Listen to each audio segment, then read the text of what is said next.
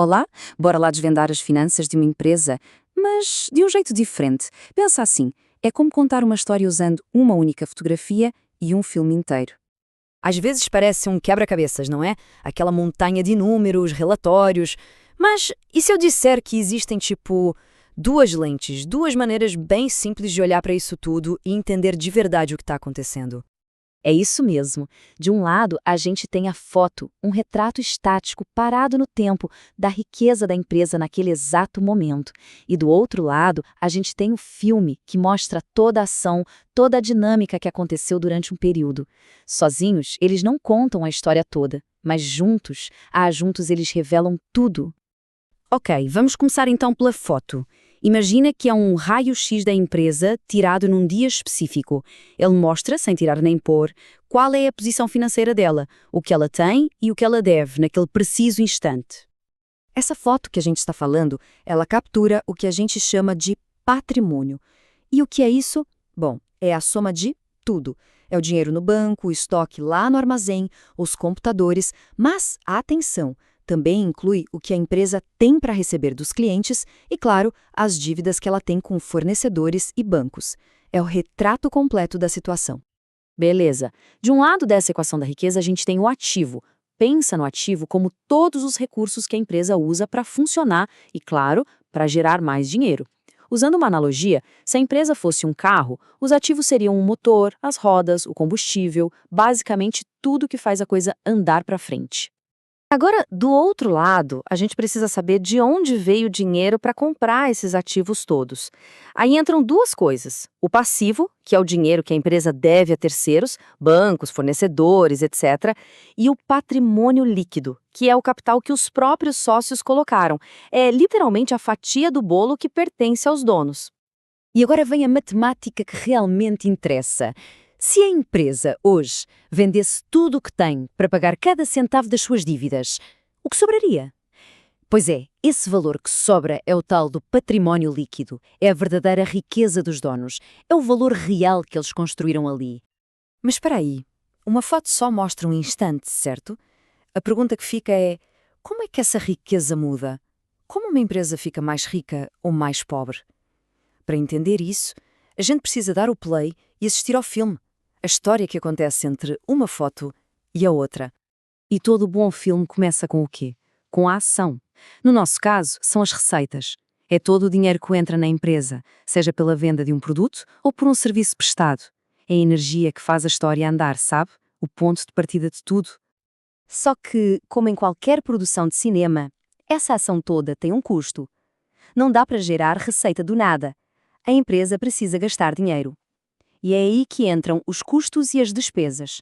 Salários, matéria-prima, o aluguel do espaço. É todo o esforço financeiro para fazer a mágica acontecer. Chegou o momento crucial. Vamos ver na prática como a ação do filme altera, de fato, a foto estática. Vou dar um exemplo bem prático para todas as peças se encaixarem de vez. Então, vamos imaginar a foto inicial de uma empresa. Cena de abertura. No primeiro dia ela tem 30 mil reais em caixa. Isso é um ativo. Só que ela também tem uma dívida de 10 mil, que é o passivo. Se a gente fizer aquela conta, ativos menos passivos, o valor que é dos sócios, o património líquido, é de 20 mil reais. Fechado? Essa é a nossa foto de partida. Ok, a ação. Começa o filme. A empresa presta um serviço e fatura 3 mil reais. Maravilha, entrou dinheiro, só que, para fazer este trabalho, ela teve custos de 1.900 reais, entre salários, materiais, etc. A diferença entre o que entrou e o que saiu, ou seja, 1.100 reais, é o lucro. É esse o valor que a empresa realmente gerou de riqueza nesse período. E agora, a foto final, tirada depois que o filme acabou. O que mudou? Olha que interessante. O caixa, que era 30 mil, agora tem 31.100. Aumentou exatamente os 1.100 do lucro. E o património líquido, que era de 20 mil, agora é de 21.100. Aumentou o mesmo valor. Percebe? O lucro do filme foi direto para a riqueza que a gente vê na foto. A dívida não mudou porque a gente não mexeu nela. E aqui está o pulo do gato, a lição mais importante de todas. A empresa não ficou 3 mil reais mais rica só porque vendeu por esse valor. A riqueza real que foi criada, o lucro líquido, foi de 1.100 reais. Entender essa diferença entre receita e lucro é simplesmente fundamental. E a partir do momento em que se entende esse mecanismo, essa dança entre o filme e a foto, a pessoa deixa de ser só um espectador. Ela passa a ser a diretora, o diretor da história financeira do próprio negócio. Porque esse conhecimento dá o poder de responder às perguntas que realmente importam. Tipo, e agora? A gente usa esse lucro para comprar equipamento novo e crescer? Ou será que é melhor pagar as dívidas e diminuir o risco? E a clássica, o que a gente faz com o lucro? Reinveste tudo ou distribui uma parte para os sócios? E não para por aí. As decisões são diárias. Como a gente pode ser mais eficiente para sobrar mais em cada venda? A gente tem caixa para aguentar um mês mais fraco? E para crescer, qual é o próximo passo? Um produto novo? Outra cidade? Ok, mas saber fazer as perguntas é só metade do caminho. Como é que se transformam essas decisões em ação de verdade para garantir que o nosso filme tenha um final feliz? Existem algumas estratégias que são chave. Primeiro, criar relatórios com frequência. São como pequenas fotos que a gente vai tirando no meio do caminho para não perder o fio da meada do filme. Segundo, analisar o fluxo de caixa, para saber exatamente para onde o dinheiro está indo e de onde está vindo.